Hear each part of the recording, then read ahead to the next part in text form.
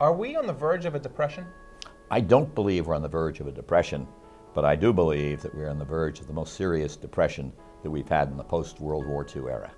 It's not going to be easy to get out of. We've worked a long time to build up the conditions that are this bad, and it's not going to be solved overnight. Vanguard founder Jack Bogle is not only back, but like the title of his new book, he's had enough. Too much cost, not enough value. Too much speculating, not enough investing. Too much vice, not enough virtue. America has gotten off track, with the worst culprits residing on Wall Street. Did you ever think you'd see Lehman Brothers fail? Lehman Brothers was around before you. It goes back a long way. I would not have thought so, but one thing that's happened, and it's something that I haven't seen a lot said or written about, Craig, is investment bankers would never, I repeat, never taken the kind of risks that Lehman Brothers took with their own capital, but they had public capital.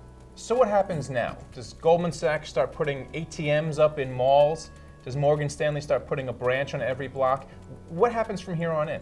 Well, I happen to think that Goldman Sachs and Morgan Stanley are dreaming if they think they can build a true banking business, a deposit-taking business, which is what banking traditionally was, by having ATMs all over the place, or for that matter, bricks and mortar. I just can't conceive of a system in which Morgan Stanley is competing with Wells Fargo or Bank of America. And it's not just Wall Street bankers, says Bogle.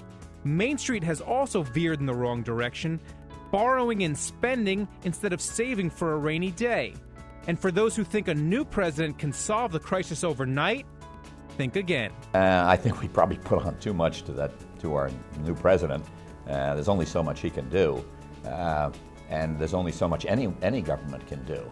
You know, there are times, a little bit like a serious illness, there are times you just got to wait for the body to get better.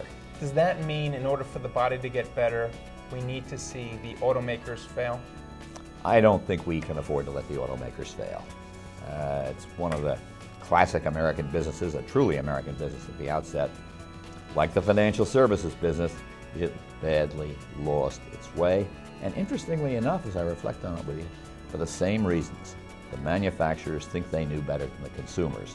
But despite it all, Bogle is still bullish on America, remaining optimistic the country will recover from the economic crisis. Once we learn to say, enough. Greg Greenberg, TheStreet.com TV.